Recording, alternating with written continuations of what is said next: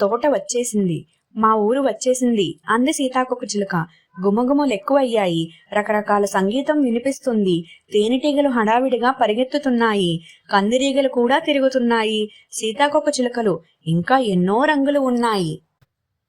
ఆకుపచ్చ చారలవి, తెలుపు పసుపు చారలవి, రకరకాల అందమైన చారలవి తిరుగుతున్నాయి. చెట్ల మీద పూలు, గులాబీ పూలు, పారిజాత పూలు, గన్నేరు పూలు, మల్లెపూలు, జాజి పూలు, సన్నజాజి పూలు, చేమంతి పూలు, పొగడ పూలు, మందార పూలు, ఒకటేమిటి ఎన్ని రకాలో తేనె విరజల్లుతూ అందరినీ పిలుస్తున్నాయి. మంచి మంచి తేనెలు, భలే భలే తేనెలు, రండి తాగండి అంటూ. పూలు నల్ల అంచుల పచ్చరెక్కల సీతాకోకచిలుకని చూశాయి. రారా రెక్కల రాణి, రారా అందాల రాణి, మా పుప్పొడి కాస్త పూసుకో, మా తేనె కాస్త తాగిపో అని అన్నీ ఒక్కసారిగా పిలవడం మొదలుపెట్టాయి. కాస్త తేనె కాఫీ పుచ్చుకుందామా అంది సీతాకోకచిలుక. అలాగే అన్నాడు గోపి. తేనె కాఫీ అనేసరికి నోరూరింది వాడికి. సీతాకోకచిలుక దగ్గరలో ఉన్న మందారపు చెట్టు దగ్గరికి వెళ్ళి ఇక్కడ కూర్చుందాం అని ఒక పువ్వు మీద వాలింది. గోపిని తన పక్కనే ఒక రెక్క మీద కూర్చోబెట్టింది. మందార పువ్వు అడిగింది, ఎవరమ్మా ఈ కొత్తవారు అని. సీతాకోకచిలుక చెప్పింది, మనిషి పిల్లవాడమ్మా అని. మంచిది అని చెప్పి మందార పువ్వు ఇద్దరి మీద కొంచెం పన్నీరు చల్లింది. పుప్పొడి పూసింది. తేనె కాఫీ తీసుకోమని ఎదట పెట్టింది.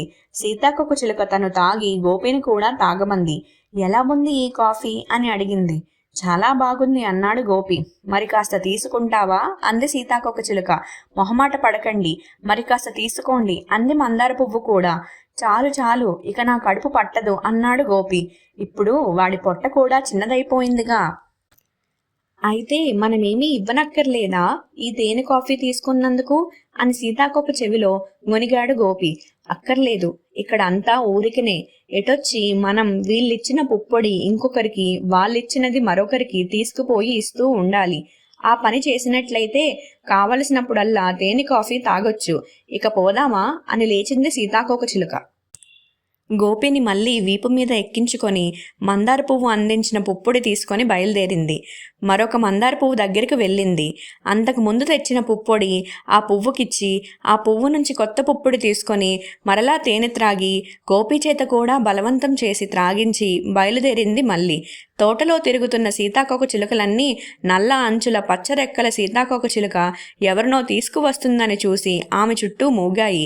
ఎవరీ కొత్తవారు, ఏ ఊరు అని అడిగాయి అవన్నీ. పచ్చరెక్కల సీతాకోకచిలుక గోపి గురించి చెప్పింది. మంచిది, నాతో ఒకసారి రండి, కొత్తవారు, తేనె కాఫీ తాగొద్దాం అని ప్రతి సీతాకోకచిలుక బలవంతం చేయడం మొదలుపెట్టింది గోపిని. ఇక తాగలేను, ఇప్పటికే చాలా ఎక్కువైపోయింది అన్నాడు గోపి. సరే సెలవు, ఇంకొకసారి కలుసుకుందాం అని ఎవరి దారిన అవి వెళ్ళిపోయాయి ఆ సీతాకోకచిలుకలు. నల్ల అంచుల పచ్చరెక్కల సీతాకోకచిలుక ముందుకు సాగింది. ఇదిగో మా ఇల్లు వచ్చేసింది అంది. ఏది అన్నాడు గోపి ఆశ్చర్యపోతూ. ఈ చెట్టే, మాకు వేరే ఇల్లంటూ ఏమీ ఉండవు. నువ్వు కాసేపు ఆ ఆకు మీద పడుకో, నేను ఈ ఆకు మీద పడుకుంటాను అని చెప్పి సీతాకోకచిలుక ఒక ఆకు దులిపి చక్కగా పక్క వేసి పడుకోమంది గోపిని. విశాలంగానే ఉందే ఈ పక్క అనుకొని గోపి ఆ ఆకు మీదే వాలి పడుకున్నాడు. ప్రక్క ఆకు మీద సీతాకోకచిలుక రెక్కలు ముడుచుకొని నిద్రపోయింది. 5 నిమిషాల్లోనే మళ్ళీ లేచి గోపిని కూడా లేపింది. మళ్ళీ తిరుగుదామా అంది. తిరుగుదాం అన్నాడు గోపి. వాడు పైకి చూసేసరికి ఆ చెట్టు మీదే 2 గొంగలి పురుగులు కనిపించాయి. అవేమిటి, ఆ రాక్షస పురుగులు ఒళ్ళంతా ముళ్ళతో గొంగలి పురుగులేనా అని అడిగాడు. అవును, గొంగలిలే. ఏం, వాటితో కొంచెం సేపు ఆడుకుంటావా ఏమిటి అంది సీతాకోకచిలుక.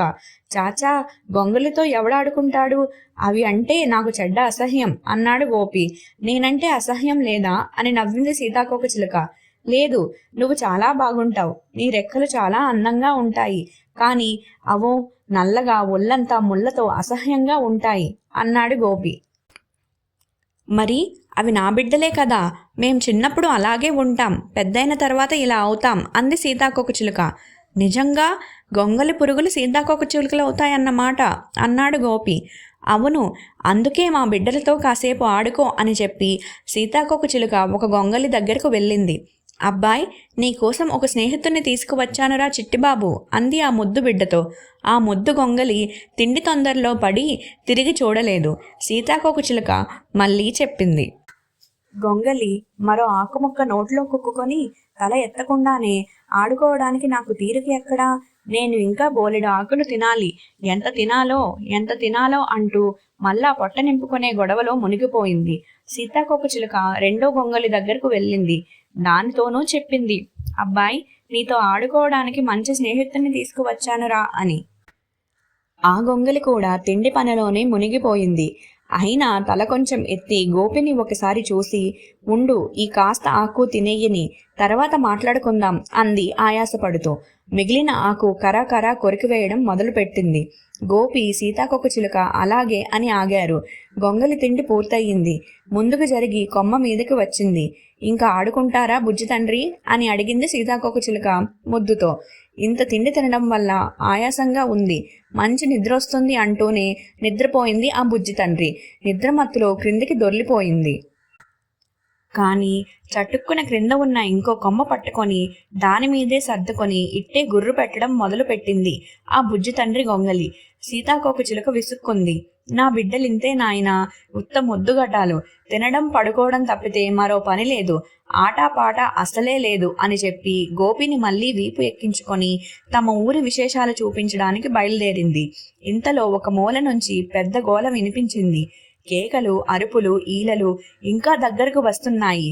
గోపి అటు చూశాడు.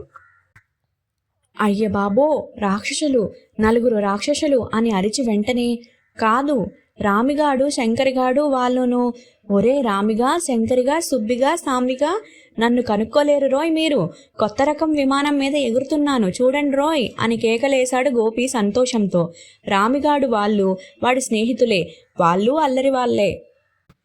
రామిగాడు వాళ్ళు తోటలో పడి అల్లరి మొదలు పెట్టారు. పువ్వులు కోసేసి, రెక్కలు విడదీసి నలిపి పారేస్తున్నారు, ఆకులు దూసేస్తున్నారు, కొమ్మలు విరిచేస్తున్నారు, నానా ధ్వంసం చేస్తున్నారు. ఉన్నట్టుండి శంకర్గాడు గోపి ఉన్న సీతాకోకచిలుకను పట్టేసుకున్నాడు.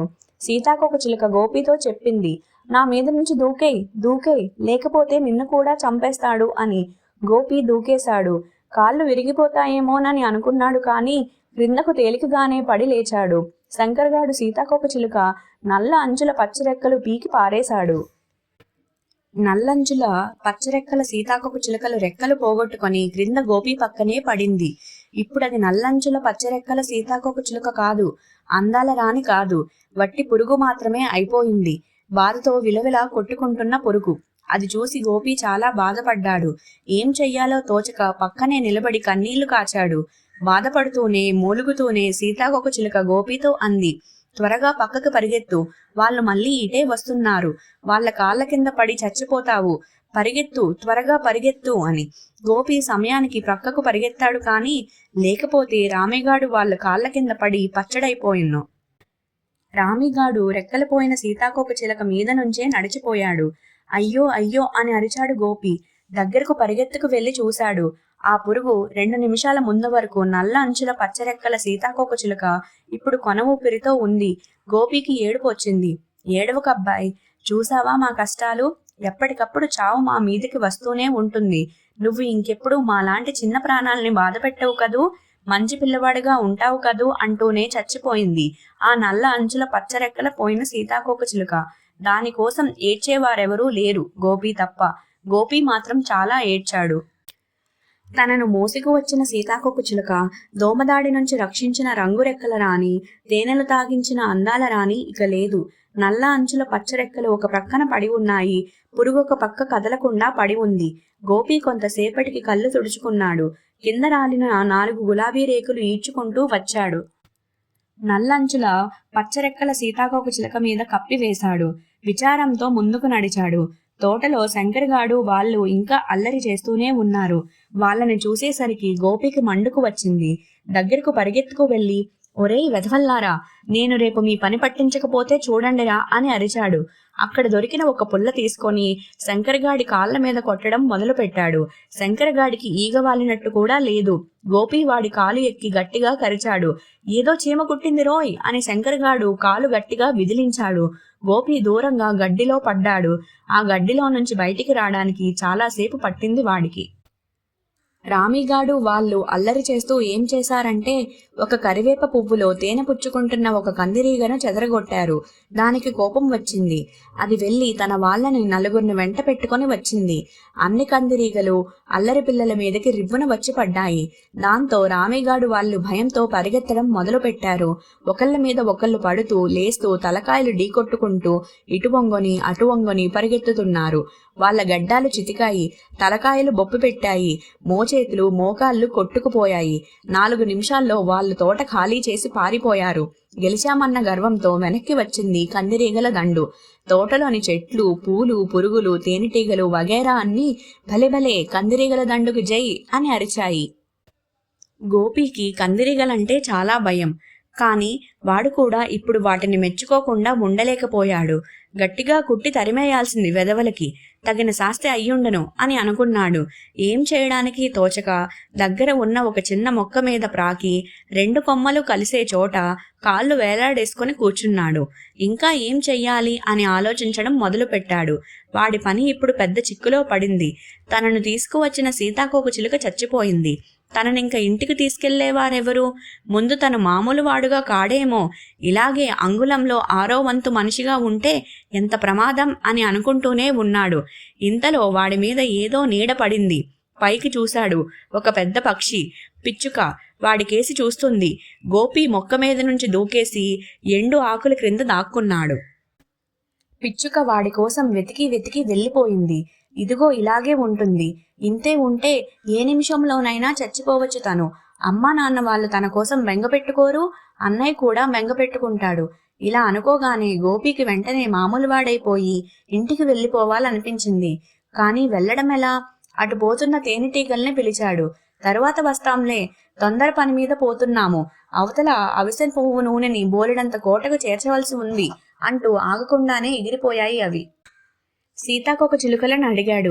మీ ఇంటికి రావడం మాకు భయం. పైగా మాకు నిన్ను మామూలు వాడిగా చేసే మంత్రం రాదు. అందరికీ తెలీదు ఆ మంత్రం. ఏం ఇక్కడ బాగోలేదా నీకు? కావలసినంత తేనె తాగొచ్చు, పుప్పొడి పూసుకోవచ్చు, సరదాగా తిరుగుతూ ఉండొచ్చుగా అన్నాయి రంగురంగుల సీతాకోక చిలుకలు. గోపికి చాలా ఆశ్చర్యం వేసింది. వీటికెప్పుడూ అపాయమే. ఏ నిమిషంలో చచ్చిపోతాయో ఎవరూ చెప్పలేరు. అయినా ఎన్నడూ ఏడుస్తున్నట్టు కనబడవేం? సీతాకోక చిలుకలు ఆనందంతో నాట్యం చేస్తూ వెళ్ళిపోయాయి. గోపికి బెంగ ఎక్కువయింది. ఆలోచిస్తూ కూర్చుంటే కునుకు వచ్చింది వాడికి. అక్కడే ఒక ఆకు క్రింద పరుచుకొని ఎండకు పైన కప్పుకొని నిద్రపోయాడు. కొంతసేపటికి మెలకువ వచ్చి చూసేసరికి ఏవో తనను పట్టుకొని ఈడ్చుకుపోతున్నాయి. భయంతో అరిచాడు. గిలగిలా కొట్టుకోబోయాడు. కాని చేతులు కాళ్ళు కదలనీయడం లేదు చీమలు. ఆ చెయ్యి ఒకటి, ఈ చెయ్యి ఒకటి, ఆ కాలు ఒకటి, ఈ కాలు ఒకటి పట్టుకొని తేలికగా లాక్కుపోతున్నాయి. నన్ను విడిచిపెట్టండి, నన్ను విడిచిపెట్టండి అని మొత్తుకున్నా ఆ నల్ల చీమలు వినిపించుకోలేదు. వాడి చుట్టూ 100 చీమలున్నాయి. సంబరంతో వాడిని లాక్కుంటూ పోయి మరో పెద్ద చీమల గుంపులో కలిశాయి. చీమల గుంపేంటి? అదో పెద్ద ఊరేగింపులా ఉంది. ముందు ఉంది ఒక పెద్ద రథం. కాదు, చచ్చిన గొల్లబామ. రథాన్ని లాగుతూ పోతున్నట్లే దాన్ని లాక్కుపోతున్నాయి చీమలు. కొన్ని చచ్చిన గొల్లబామ మీదకెక్కి మిగతా వాటిని కేకలు వేస్తున్నాయి, త్వరగా లాగండి అంటూ. ఈ చీమలు పెద్ద రథం వెనకాల చిన్న రథంలా గోపిని ఈడ్చుకుపోతున్నాయి. ఈ చీమలు నన్ను తీసుకుపోయి కాస్తా చప్పున కొరుక్కు తినేస్తాయి. నేను చచ్చిపోతాను, అమ్మా నాన్న అంటూ ఏడవడం మొదలుపెట్టాడు గోపి. చీమల బారు కన్నం చేరుకుంది. గొల్లబామను లోపలికి తీసుకువెళ్దామని చూశాయి. కాని అది లోపలికి పోలేదు. కన్నం పట్టలేదు దానికి. చీమలు రథాన్ని వెనక్కి తీసుకువచ్చి మళ్ళీ ముందుకు తోసుకుపోయాయి. అయినా లాభం లేకపోయింది. మళ్ళీ వెనక్కి వచ్చేస్తున్నాయి, మళ్ళీ ముందుకు పోతున్నాయి. కొన్ని రథం మీదకెక్కి అరుస్తున్నాయి, కొన్ని దిగుతున్నాయి, కొన్ని అటూ ఇటూ పరిగెత్తుతున్నాయి. కొత్త చీమలు వచ్చి భుజం కాస్తున్నాయి, నానా హడావిడి చేస్తున్నాయి. అయినా గొల్లమామ రథం లోపలికి పోలేదు. చటుక్కన గోపికి ఒక ఉపాయం తట్టింది. భలే ఉపాయం! ఎలాగైనా మనిషి పిల్లవాడు కదూ, నన్ను విడిచిపెడితే ఈ గొల్లవామని లోపలికి తీసుకుపోయే ఉపాయం చెప్తాను అని అరిచాడు గోపి. చీమలు వాడిని విడిచిపెట్టాయి. గోపి ముందుకు వచ్చి, అలా కాదు, అటు తిప్పండి గొల్లవామని, కాళ్ళు ముందు కాదు తల ముందు దూర్చండి, కాళ్ళు దగ్గరగా నొక్కి పట్టుకుని తొయ్యండి అన్నాడు. చీమలు వాడు చెప్పినట్లే చేశాయి. గోపి కూడా తన బలమంతా ఉపయోగించి వెనక నుంచి రథాన్ని కన్నంలోకి తోశాడు. గొల్లవామ కన్నంలోకి వెళ్ళిపోయింది. చీమలన్నీ సంతోషంతో గంతులు వేశాయి, చిందులు తొక్కాయి. గోపిని చాలా మెచ్చుకున్నాయి. మా ఇంట్లోకి రా, మాతో ఉందువు గాని అన్నాయి గోపితో. నేను మా ఇంటికి పోవాలి అన్నాడు గోపి. నన్ను మా ఇంటికి తీసుకువెళ్ళగలరా? నేను మామూలు వాడిని అయ్యేటట్లు చెయ్యరు అని అడిగాడు. నిన్ను మామూలు వాడిగా చేసే మంత్రం మాకు తెలియదే. మీ ఇంటికి తీసుకువెళ్ళమంటే తీసుకువెళ్తాం గాని మేము మీ ఇంటికి చేరుకునేసరికి రాత్రి గడిచి తెల్లవారవచ్చు అన్నాయి చీమలు. సరే అయితే వస్తాను అని బయలుదేరాడు గోపి. ఉండు, కాస్త పలహారం ఏమైనా తీసుకో, నిన్ను ఊరికే పంపించడం మాకు మంచిది కాదు అని చెప్పి లోపలికి వెళ్ళి చేతి నిండా ఏదో పట్టుకొని వాడికి పెట్టాయి. ఏమిటిది అని అడిగాడు గోపి. ఇప్పుడు లోపలికి తీసుకువెళ్ళామే గొల్లబామ, దానిలోదే, తిను, చాలా బాగుంటుంది అన్నాయి అవి. యాక్, అసహ్యం, నేను గొల్లమామని తింటానా అన్నాడు గోపి. అయితే బెల్లం తింటావా పోనీ అని అడిగాయి అవి. తింటానన్నాడు గోపి. అవి లోపలికి పోయి బెల్లం తెచ్చి గోపికి పెట్టాయి. నీకు ఆకలి వేసినప్పుడల్లా ఇక్కడికి వస్తూ ఉండు, కావలసినంత బెల్లం పెడతాం అని చెప్పి సాగనంపాయి చీమలు గోపిని. గోపి మళ్ళీ మెల్లగా తోటలో తిరగడం మొదలుపెట్టాడు. వాడికెదురుగా ఏదో వస్తుంది. దాన్ని చూసి కంగారుగా ఒక గడ్డి పరక చివరికి ఎగప్రాకాడు, ప్రాణాలు అరచేతిలో పెట్టుకుని. అది త్రాచుపాము. ఈ కథ యొక్క తరువాయి భాగం రేపటి వీడియోలో. ఇలాంటి మరెన్నో మంచి మంచి కథలు వినాలని అనుకుంటే ధన ఆడియో స్టోరీస్ ఛానల్కు సబ్స్క్రైబ్ చేసుకోండి.